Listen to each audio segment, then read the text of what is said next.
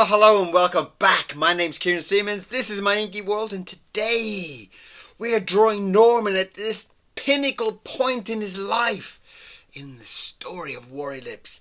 What is going to happen in today's illustration? The whole world is against him. How are we going to draw that? Let's have a look.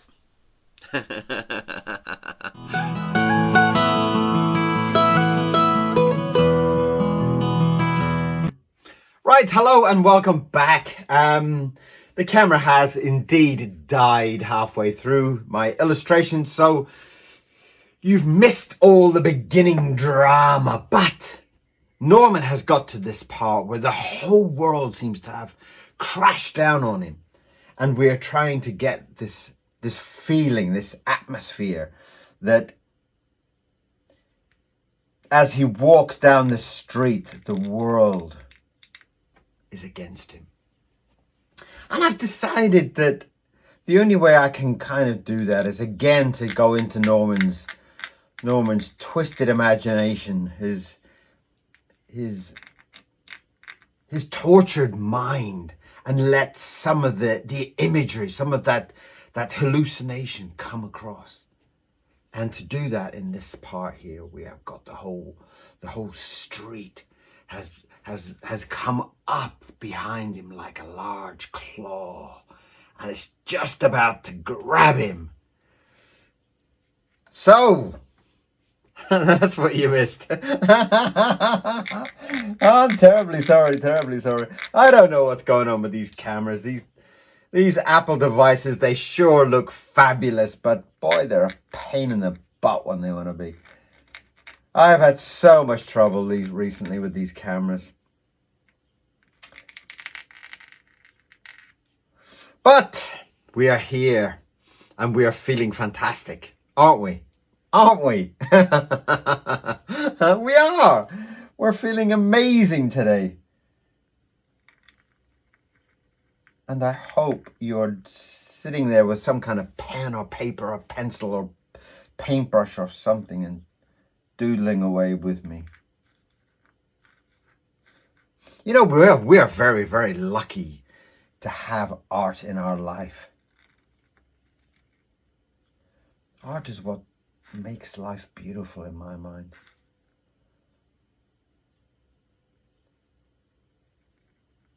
I love the idea of having art in my life.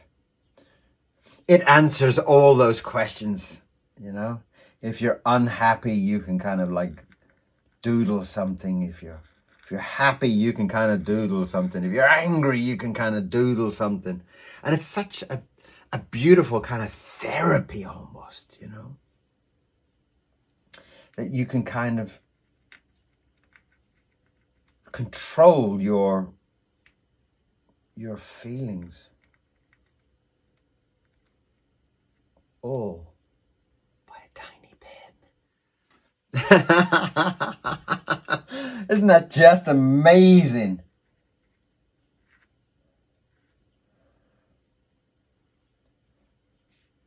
And this is what I'm trying to capture here with Norman and this and the whole kind of world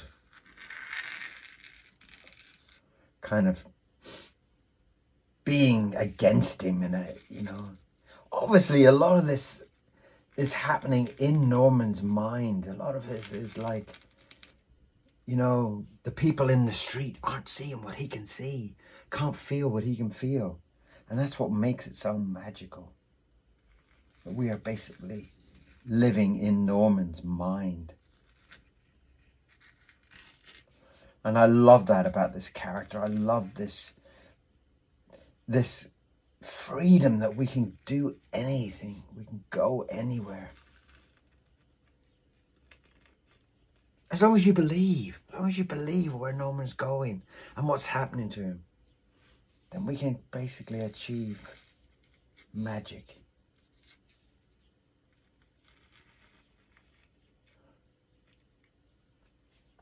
So this is the point where he's walking down the street, the grey old, boring, bland streets of life.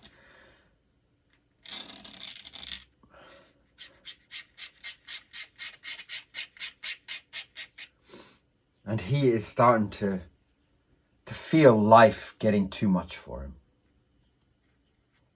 All these things that are happening in his life are beginning to get to him. Whereas usually he's a very mild-mannered, very chilled-out guy. Things are starting to come on top of him, starting to make his mind believe there's more in the game, that there is more out there, that he doesn't really understand what is happening, what is going on. And at this point, who are the people in his life? All the people that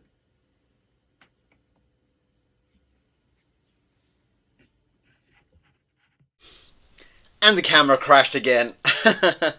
So Norman is at this point when he doesn't even know that the people that are in his life, who they are and what are they in his life. What do they mean?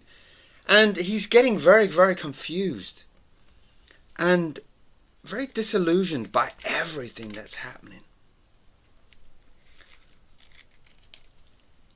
And he's finding that his walks to the park are getting more and more frequent. And they're becoming not a daily joy, but almost like a daily escape. And that's the difference. The escape from life. Escape from everything that he is unsure of. And all the people that he is unsure of.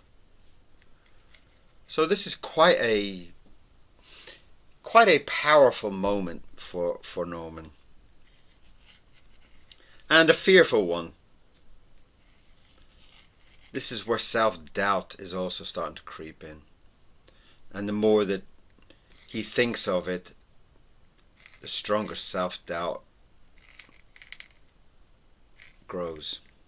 That's dangerous. Self-doubt is a very, very dangerous thing to have in your life. If you're having lots of self-doubt, that puts you in a very weak position. And that's not a good thing for Norman.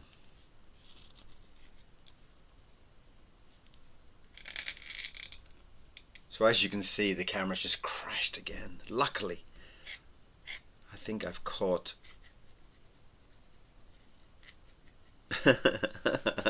I've caught part of today's adventure. Whereas earlier on it just did not save anything.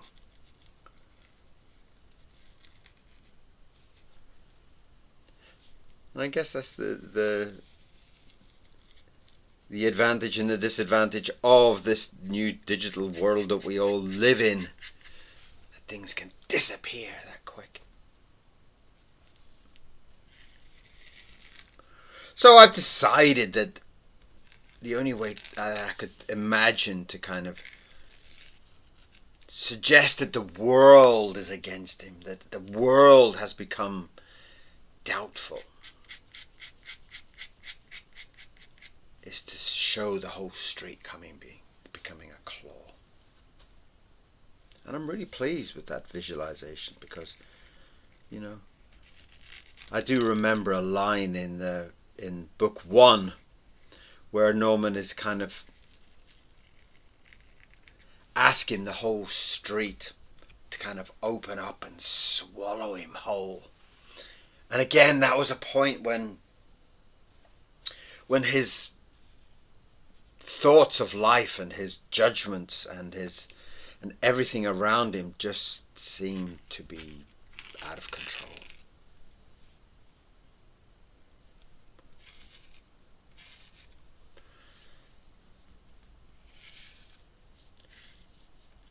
So I'm very pleased with the way that this has grown. I'm very, very pleased with the emotions in some of the illustrations in this book, especially in book 2. I do find it's kind of taken another angle of Norman, another direction for Norman, and I do feel it's very beautiful. I'm very, very pleased so far with some of the illustrations I come across. They're too far away at the moment, but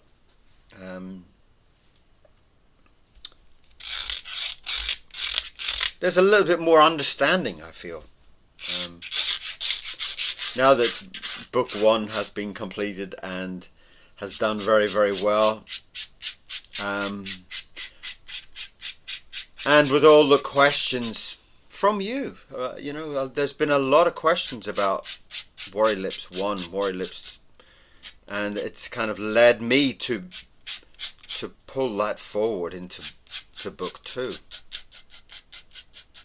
And a lot of those questions were very valid questions, and they also made me think a lot about, where is Norman going? What is next? What is the meaning of all this love? Is there a meaning with all this love? Lots of questions. In fact, I've still got a whole big list of questions somewhere of all the questions people have been asking me that I still need to answer, and I need to answer them.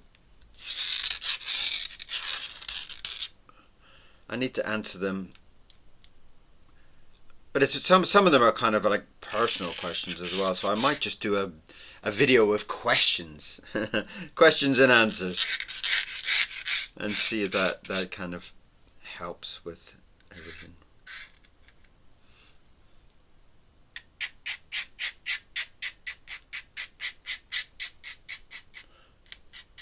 And thank you also for the suggestions of some. I've had a few suggestions on the title for book 2. I would still love some more. So if you got an idea for what the book 2's title could be, I would love to hear from you. I'd love your suggestions. All the people that have kind of almost grown with Norman over the last couple of years now.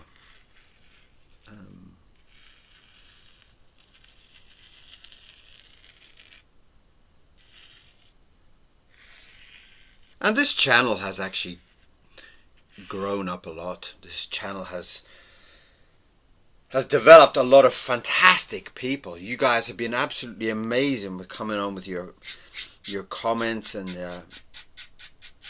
your donations as well. It does mean a lot. As I am an independent artist, I'm an independent illustrator, I'm an independent writer, so all the donations for this channel are greatly, greatly appreciated. You make all the ink flow. You keep the ink flowing, and it desperately, desperately needs to keep flowing.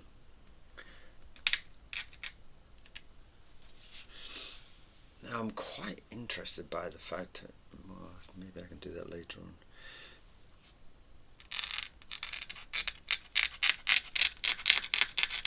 And that has really come across really, really quite. I'm very pleased with what's happened here. I'm really, really am pleased with it. I do like the feeling that there's this shadow coming across his life. Let's put that down for a minute.